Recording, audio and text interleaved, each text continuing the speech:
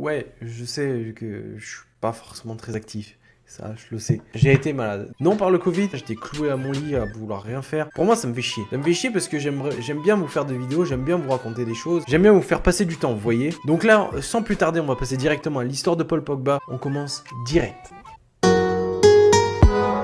Desde que te vi, yo me enloquecí, buscaba una así y por fin. Paul Pogba, né à Lagny-sur-Marne de parents guinéens et d'ethnie Kpel, je sais pas, appelez ça comme vous voulez. Je suis désolé les gens d'origine guinéenne, désolé pour dire, je sais pas comment on dit Kpel, je sais pas. Paul Pogba, aka Paul Labille Pogba, grandit dans la cité de Renardière en Roissy-en-Brie, en Seine-et-Marne. Il est scolarisé au collège Eugène Delacroix, où il apprécie particulièrement les cours d'éducation physique et sportive dans la technologie. Hein? Il aime bien la technologie?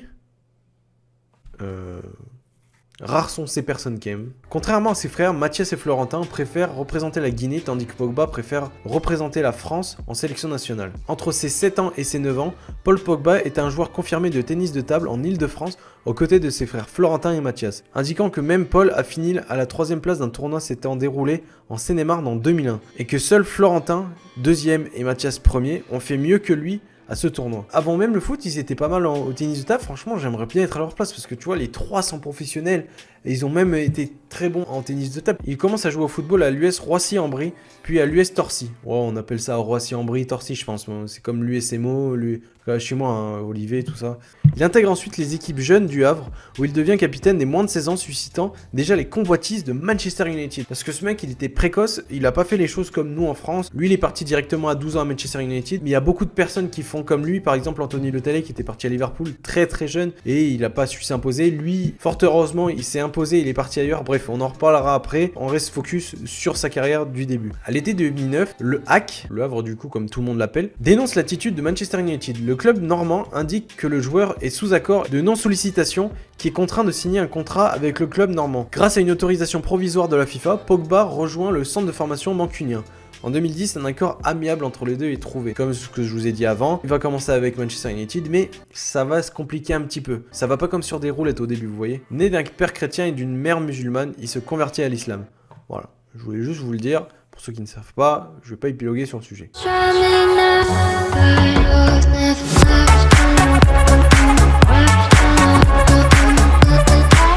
Paul Pogba a du mal à s'intégrer avec Manchester, comme ce que je vous ai dit. Ferguson le fera jouer que 7, mais Pogba sent qu'il ne jouera pas beaucoup et est très ambitieux. Il préfère quitter son centre de formation et tenter l'impensable, aller dans un grand club d'Italie comme la Juventus de Turin. Ce qui va arriver, vous n'êtes pas prêts. Clairement. Pogba s'engage officiellement le 22 décembre 2012 pour une durée de 4 ans à la Juventus de Turin. Le 2 octobre 2012, il prend part à son premier match de Ligue des Champions en entrant à la fin de la rencontre lors de la deuxième journée de la phase de groupe face au Shakhtar Donetsk. Quelques mois passent et Pogba est de mieux en mieux entouré.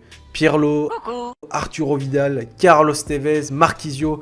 Bref, pour moi à l'époque c'était vraiment le meilleur milieu au monde. Pogba, grâce à ça, grâce à ces grands noms que tout le monde connaissait avant même, il avait vraiment tout pour réussir et il a réussi. Vous allez voir après. Et c'est là que Pogba devient Pogboom car ses performances en Italie lui valent d'être considéré comme l'un des meilleurs milieux au monde. En parallèle, Paul Pogba est sélectionné par l'équipe de France pour les éliminatoires de la Coupe en 2013. Mais le 5 mai 2013, lors de la 35e journée, Pogba écope d'un carton rouge à la 83e minute de jeu pour avoir craché sur Salvatore Aronica qui l'avait bousculé. Malgré cela, la Juve remporte le match contre Palerme 1-0 et est sacré champion d'Italie. Mais ce qui m'énerve le plus, moi, clairement ils auraient pu gagner, mais tellement de Ligue des Champions, ils ont tellement été finalistes comme le Borussia Dortmund avant, enfin, c'est des équipes, ça m'énerve parce qu'ils méritaient tellement, mais malheureusement, leur sort a décidé que, et bon, c'est le foot quoi. Il écope donc de 5 matchs de suspension. Cette année-là, il dispute sa première saison, 37 matchs et marque à 5 reprises. 37 matchs pour une première saison, c'est quand même pas mal. Hein. Il y a beaucoup de personnes qui se blessent, qui manquent des matchs, et peut-être que ça peut être que forcément des matchs de championnat, ça peut être par exemple des matchs de Champions League, mais bon, déjà 37 matchs pour une première saison, c'est pas mal quand même. Enfin pour moi. Hein. Buffon, ancien coéquipier de Pogba, Buffon le disait dans une interview, il le voit clairement comme le nouveau Zinedine Zidane. Bon là on va parler salaire, désolé, il fallait en parler parce que bon, dans le monde du football en ce moment, ça parle beaucoup de salaire, ça parle beaucoup de millions d'euros de transferts et tout. Là je vais parler approximativement de ce qu'il a pu gagner à Manchester et à la Juve. Ne me jugez pas moi, j'ai mes sources, si vous voulez je vous les donne dans la description, il n'y a pas de souci. Donc du coup en 2013, il percevait 1,5 million d'euros par an. C'était marqué en millions d'euros par an, donc je vous ai fait un calcul, il gagnait à peu peu près en fourchette, 125 000 € par mois. Et quand il est arrivé à la Juve en 2015, on lui a versé 4,5 millions d'euros par an jusqu'en 2019 du coup, quand il est parti de la Juventus. Et donc du coup, il gagnait 375 000 € par mois. Voilà, je n'ai pas envie de m'étaler sur ça, mais c'était intéressant à le dire. Du coup, on va parler de la phase finale. Pour moi, c'est l'équipe de France. C'est un tournant aussi pour ce joueur et pour beaucoup de personnes qui ont été en équipe de France depuis la création de la Coupe du Monde.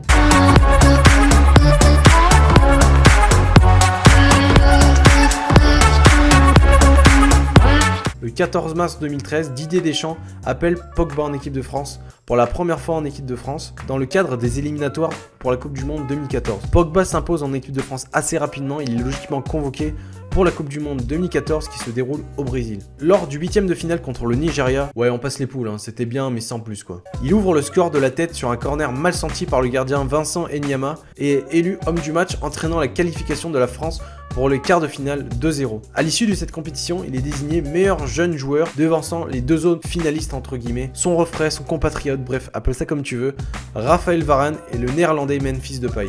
Cette Coupe du Monde là, la France incline 1-0 avec un but de Hummels à la 13e minute de jeu. 2 ans plus tard, Pogba, toujours aussi bon, est bien évidemment convoqué pour l'Euro 2016.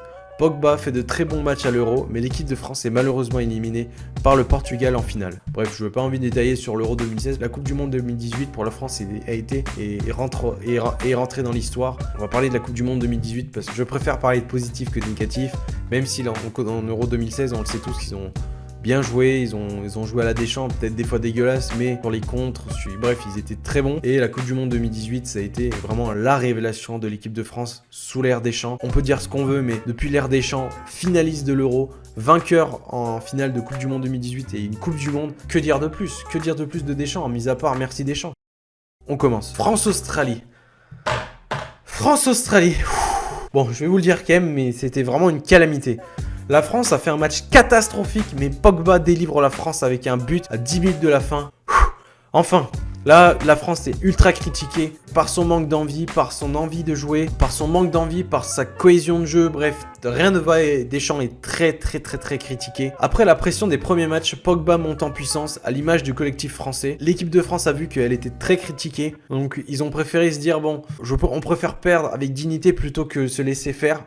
Et c'est ce qu'ils ont fait, ils n'ont pas arrêté, et vous connaissez la suite. Après la pression des premiers matchs, Pogba monte en puissance à l'image du collectif français, c'est ce que j'ai dit, connard. Rayonnant au fil des rencontres, Pogba conclut sa Coupe du Monde particulièrement réussie par un but en finale face à la Croatie se trouvant au départ d'une longue ouverture de Kylian Mbappé et à l'arrivée après une remise d'Antoine Griezmann de ce 3e but français permettant de se détacher définitivement au score. Et avant que la France ait gagné la Coupe du Monde 2018, Pogba disait 3 jours avant, je cite, « Moi je n'ai pas d'étoile, elle est sur le maillot et je ne l'ai pas gagnée, j'ai envie d'aller la chercher comme tous les autres joueurs. » Et 3 jours plus tard, il est champion du monde avec son équipe. Mon top 3 des buts de Pogba. Pour moi, le 3e but, ça a été France-Russie pour les éliminatoires de 2018. Ça a été l'année 2017-2018, regardez.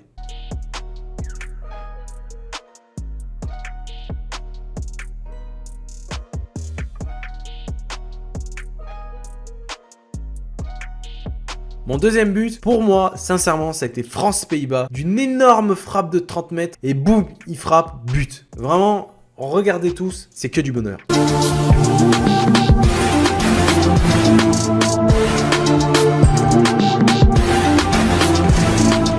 Order your beats today. Pour moi, la première place, elle est avec les deux. Pour moi, c'est les deux fusionnés parce que voilà, le premier, c'est United versus Swansea en 2017-2018. Regardez bien ça.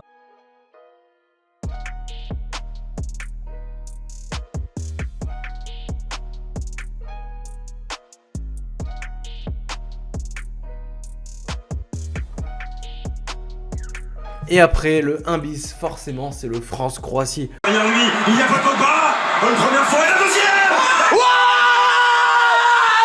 Bref, j'espère que l'histoire de Paul Pogba vous aura plu. N'hésitez pas à me dire dans les commentaires si vous voulez plus de vidéos de ce genre, travailler, ou plutôt par exemple des vidéos avec ma copine en cuisine, ou même des vidéos de foot, des réactions à chaud par exemple de mon équipe phare Saint-Etienne, ou même en Champions League face au PSG. Bref, dites-moi dans les commentaires, moi ça me ferait extrêmement plaisir. Et moi je prends énormément de plaisir à tourner ce genre de vidéos. Merci infiniment, et je vous remercie du fond du cœur. N'hésitez pas vraiment pas à lâcher le pouce bleu, ça me ferait extrêmement plaisir.